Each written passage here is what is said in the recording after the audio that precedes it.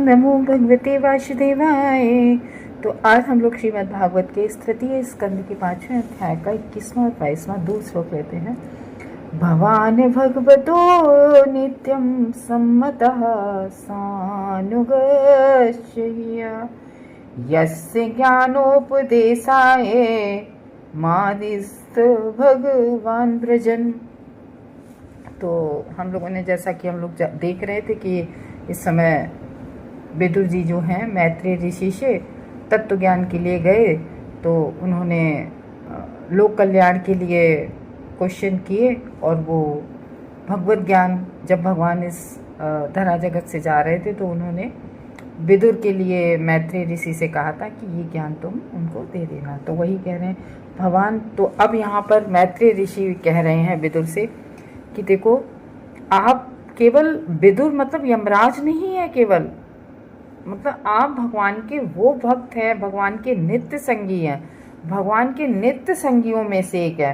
क्योंकि भगवान भगवतो, आप ही श्री भगवान के नित्यम सम्मतः, नित्यम सम्मतः मतलब नित्य संगी यानी कि नित्य पार्षद। आप भगवान के हमेशा नित्य पार्षद यानी कि भगवान के साथ ही वैकुंठ धाम में रहना, और जब भगवान कोई भी लीला करने आते हैं तो अपने पार्षदों को अपने साथ लाते हैं और हमेशा उनका ध्यान रखते हैं, स्मरण में रखते हैं।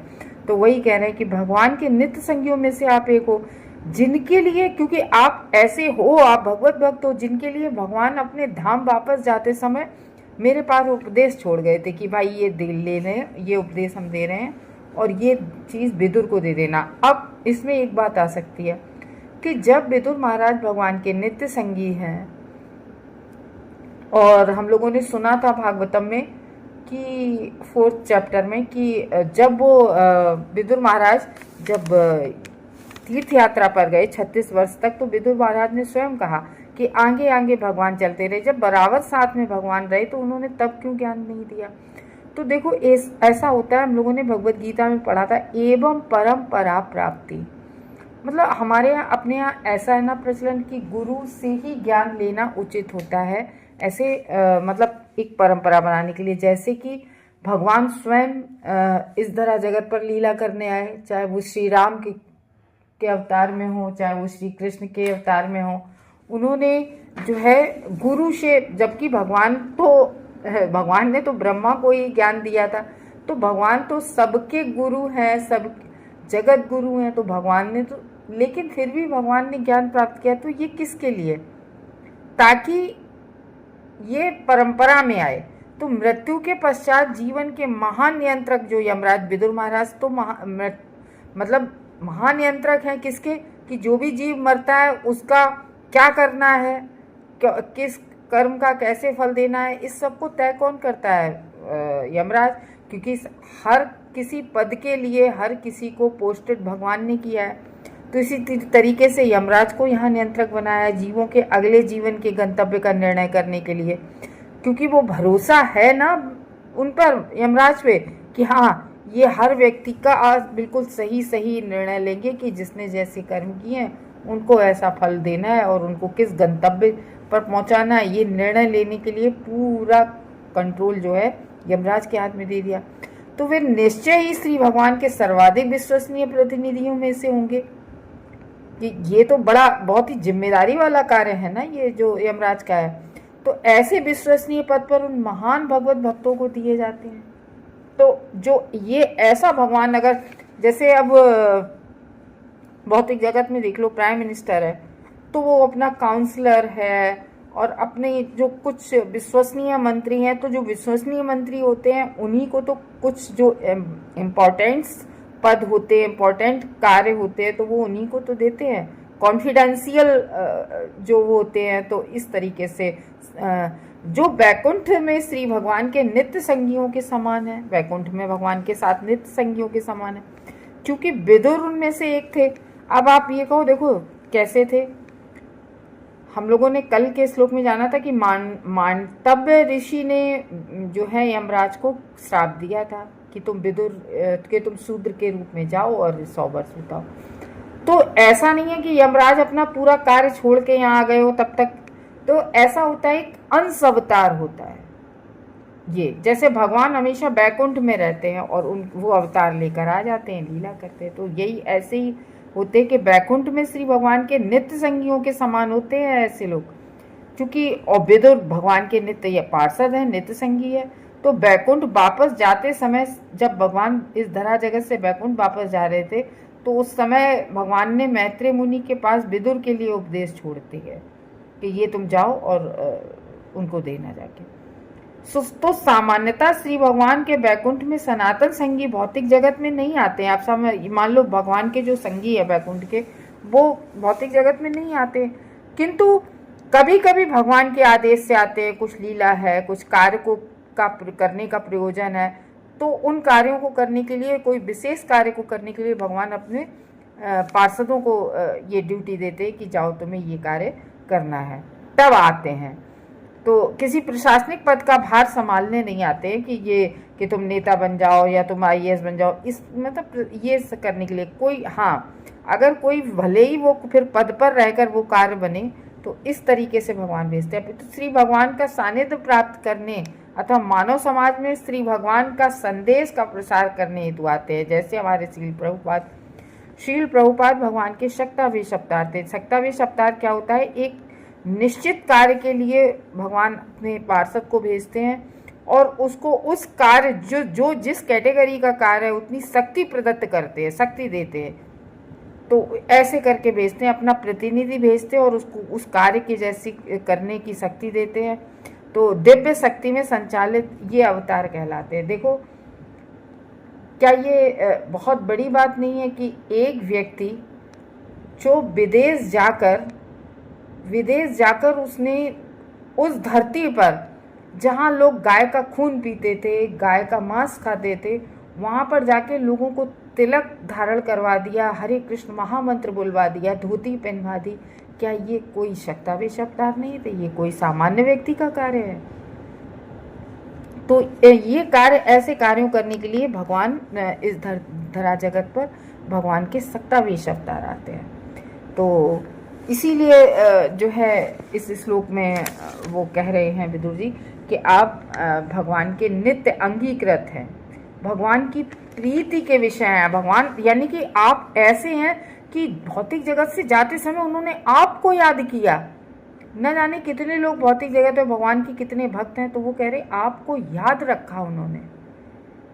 तो ये है, और अपने ज्ञान के उपदेश के लिए भी हमसे बोला कि भगवान कृष्ण ने कि इस जगत में कि उनको ये ज्ञान देना है, इस तरीके से मुझको आदेश दिया इस बात के लिए। तो केवल आप यमराज के आधिकारिक पद पर आसीन भक्त ही नहीं है, बल्कि आप और भी प्रकाश के स्वरूप, आप भगवान जो हैं, भगवान के नित्य पार्षद भी हैं। तो ये कह रहे हैं आप विश्वसनीय हैं, भगवान के भक्तों भगवान के भक्तों में भी प्रिय हैं। तो एक कहने का ये मतलब है कि भगवान तो संकल्प मात्र से उनको ज्ञान दे सकते थे, क्योंकि जिस भगवान ने संकल्प मात्र से पूरी सृष्टि का सृजन कर दिया, तो क्या ज्ञान नहीं दे सकते? देखो ब्रह्मा जी को दिया, तीन ब्रह्म हृदय आदि कवय मोहि अंत्य सूर्य, लेकिन फिर भी उसमें भगवत गीता में देखा था तद विधि प्रणिपातेन प्रश्नेन सेवया। तो अर्जुन ने जब उनको गुरु रूप में स्वीकार किया, जब उनसे पूछा, तब भगवान ने अर्जुन को ये सब ज्ञान दिया था। नेक्स्ट श्लोक 22 में है, अथ ते भगवल लीला योग मायोरुब्रहिता विश्व स्थित्युद्भगवान्यार्था वर्णयाम्यनु पूर्वशः। तो कह रहे हैं इस श्लोक में, अथ ते भगवत लीला, इसीलिए ते आपसे श्री भगवान विषयक, भगवान लीला यानी कि भगवान की रूप गुण लीलाओं की चर्चा जो होती है, भगवान की लीलाएं, तो इसलिए भगवान के विषय से संबंधित जितनी भी लीलाएं हैं वो श्री भगवान की शक्ति से, तो योग माया, भगवान की शक्ति है ना योग माया, तो भगवान की ही शक्ति जो योग माया है, जैसे भगवान इस जगत की सृष्टि करते हैं, तो योग माया, महामाया, इन सब की सहायता, मतलब ये सब है भगवान की शक्ति, इन सब से सृष्टि करते हैं। तो भगवान की शक्ति अत्यधिक बृहता विस्तारित भगवान करते हैं अपनी शक्ति को। जब विश्व पूरे इस विश्व का, पूरे विराट जगत का भगवान सृष्टि करते हैं, पालन करते हैं, संहार करते हैं, क्योंकि विश्व स्थिति यानी कि विश्व की स्थिति और उद्भव मीन सृष्टि करना। तो इस तरीके से एक और फिर उसका अंतहार था, यानी कि फिर संहार कर देते हैं भगवान। भगवान सृजन करते हैं, पालन करते हैं, संहार कर देते हैं। तो ये संहार करने का एक है ना, भगवान का पूर्ण वैराग्य सूचित हो रहा है कि अपन लोग है ना, कोई चीज अपने हाथों से एक घर भी बनाते हैं तो कहीं उस घर को या कमरे को हम लोग इस तरीके से नहीं तोड़ते ना, तो हम लोगों को अपनी बनाई हुई चीज से कितना प्रेम होता है। और भगवान इतनी बड़ी पूरी सृष्टि बनाते भी हैं, पालन भी करते रहते हैं, और फिर समय आता है तो संहार भी कर देते हैं। तो इस प्रयोजन से वर्णन करूंगा अनुपूर्व दशा क्रमबद्ध रीति से। तो क्योंकि भगवान के तत्व को जानने के लिए हम लोगों ने पिछले श्लोकों में सुना था कि विदुर महाराज भगवान के पुरुष अवतार यानी कि इस सब के बारे में, पुरुष अवतार यानी कि जो सृजन लीला है जो भगवान की, तो उन सब के बारे में जानना चाहते थे। वो क्वेश्चन था।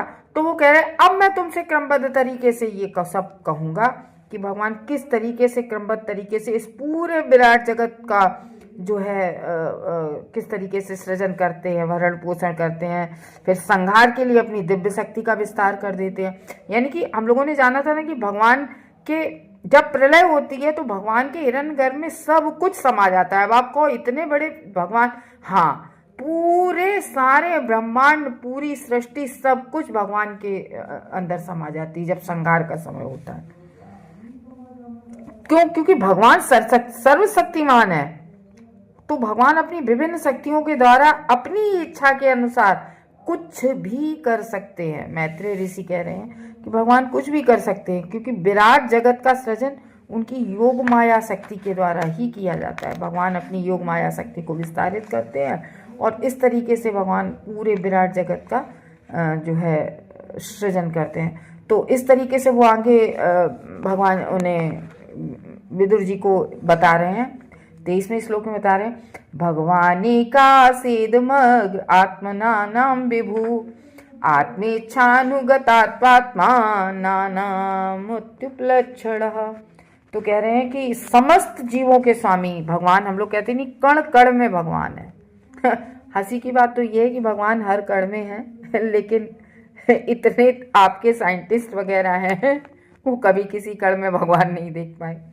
तो कह रहे समस्त जीवों के स्वामी श्री भगवान सृष्टि के पूर्व, जब सृष्टि नहीं हुई थी तब भी भगवान थे।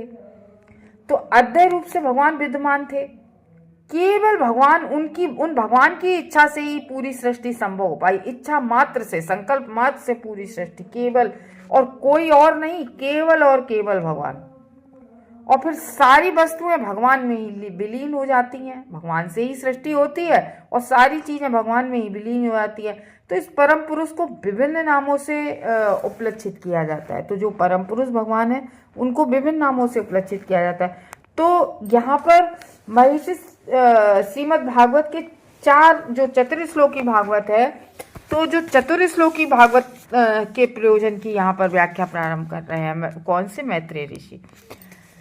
तो यद्यपि जो निर्विशेषवादी होते हैं, निर्विशेषवादी ये होते हैं कि उनके श्रीमद् भागवत तक उनकी पहुंच हो ही नहीं पाती, वो क्योंकि वो पहले ही उसको नकार देते हैं कि भगवान का कोई रूप ही नहीं होता है, तो उनकी लीलाओं को वो क्या सुनेंगे। जब अगर कोई व्यक्ति ये समझ रहा है कि उनका कोई रूप नहीं होता है, तो फिर गुण लीलाओं की चर्चा फिर क्या करना, जब उसने शुरू से ही नकार दिया। क्योंकि वो तो केवल ब्रह्म ज्योत में ही बस वहीं तक अटके रह जाते हैं। तो ये है, कभी कभी भी उनके 4 आदि श्लोकों की खींचतान कर काल्पनिक व्याख्या करते रहते। कभी कभी ऐसा है अपनी मतानुसार, कुछ लोगों को देखा है कि अपने मतानुसार, तभी तो हम लोग कहते हैं परंपरा से ज्ञान प्राप्त करना चाहिए। ये नहीं कभी भी किसी का ज्ञान उठा लिया, किंतु हमें श्री मैत्रेय मुनि द्वारा यहाँ पर दी गई असली व्याख्या को स्वीकार करना चाहिए। क्योंकि भगवान ने स्वयं मैत्रेय ऋषि को बताया वो ज्ञान, और मैत्रेय ऋषि उसी ज्ञान को विदुर यानी कि यमराज जी को दे रहे, क्योंकि उन्होंने, अब अच्छा ये है, ऐसा नहीं है कि यमराज या विदुर जी कोई भगवत भक्त नहीं। तो उद्धव के साथ प्रच्छद श्री भगवान के मुख से सुना था मैत्रेय ऋषि ने, क्योंकि भगवान लास्ट टाइम जा रहे तो उद्धव जी को ज्ञान दे रहे थे, वहीं मैत्रेय ऋषि बैठे थे, इन दोनों को दिया था। तो इस तरीके से जो 4 श्लोक है, उनकी जो प्रथम पंक्ति है, जो 4 चतुर श्लोकी भागवत में भगवान क्या कहते हैं, अहम एवास्मेवाग्रे, कहते नहीं अहम, मैं ही सबका वो हूं। तो मायावादी इस अहम शब्द की ऐसी की तैसी कर देते हैं, ऐसी गलत व्याख्या कर देते हैं, तो उस व्याख्याकार में अतिरिक्त अन्य कोई नहीं समझ सकता। मतलब वो खुद ही व्याख्या करते हैं और वो खुद ही समझ सके उस बात को, और कोई नहीं समझ सकता। तो अहम की व्याख्या पूर्ण पुरुषोत्तम भगवान के अर्थ में की गई है कि भगवान व्यष्टि जीवों के सबके स्वामी है भगवान। तो लेकिन सृष्टि के पूर्व केवल भगवान ही थे, क्योंकि कहते हैं ना अहम एवास्मेवाग्रे, केवल और केवल भगवान ही थे सृष्टि के पूर्व, और कुछ नहीं था। फिर तो प्रधान अवस्था में भगवान छोप करके फिर इस तरीके से सृष्टि करते हैं। तब कोई भी पुरुष अवतार नहीं होता है जब सृष्टि के पहले, और जीव तो थे ही नहीं, कोई भी नहीं था, केवल और केवल भगवान थे, और चारों तरफ अंधकार, ना ही भौतिक शक्ति थी। तो इसमें व्यक्त सृष्टि प्रभावित होती है जब सारे पुरुष अवतार भगवान की सारी विभिन्न शक्तियां एकमात्र उन्हीं में समाहित थी। जब पूरी सारे पुरुष अवतार, क्योंकि भगवान से ही तो निकले हैं, भगवान के महाविष्णु, गर्भोदक साई विष्णु, क्षीरोदक साई विष्णु, ऐसे फिर सृष्टि बढ़ती चली गई। तो यहाँ पर श्री भगवान को अन्य समस्त जीवों का स्वामी कहा गया है कि भगवान समस्त जीवों के अहम, याद रखना हमेशा, अहम एवाग्रे। तो वे सूर्य गोलक के तुल्य है और सारे जीव सूर्य की किरणों की अणु के तुल्य है। तो जब सृष्टि नहीं होती उसके पूर्व भगवान इस स्तुति की पुष्टि श्रुतियों द्वारा की गई है। वासुदेवो वा इदम अग्र आसीत न ब्रह्म न ससुकरः, एको वै नारायणा आसीन ब्रह्मा नेसाना। क्यों?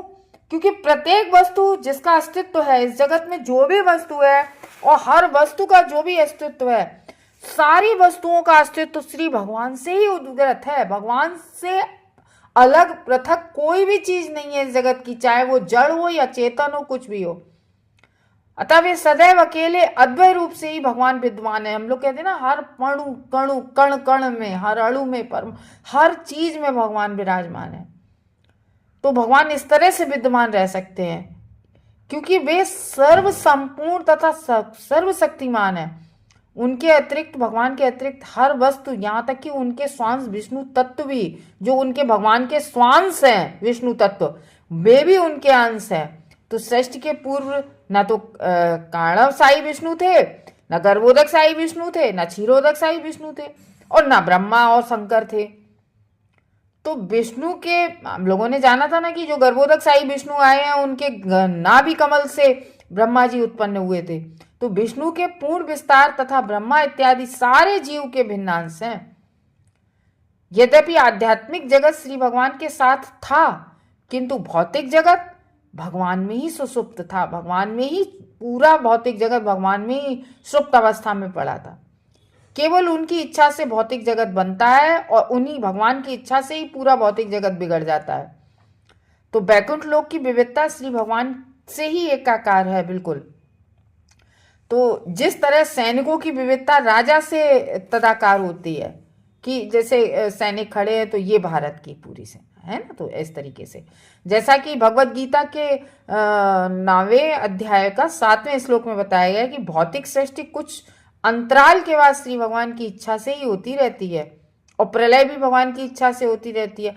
तो सृष्टि के कुछ अंतराल के बीच की अवधियों में जीव तथा भौतिक शक्ति भगवान में ही सुसुप्त रहते हैं। तो कहने का ये मतलब है, जब सृष्टि के बाद सृष्टि होती है और सृष्टि के बाद जैसे प्रलय हो जाती है, फिर प्रलय के बाद जब दूसरी सृष्टि होती है, जब समय आता है दूसरी सृष्टि का, तब तक सब कुछ भगवान में ही समाविष्ट रहता है। सब कुछ भगवान के ही अंदर समाविष्ट बना रहता है तब तक, जब तक कि अगली सृष्टि भगवान नहीं करते हैं। हरे कृष्णा।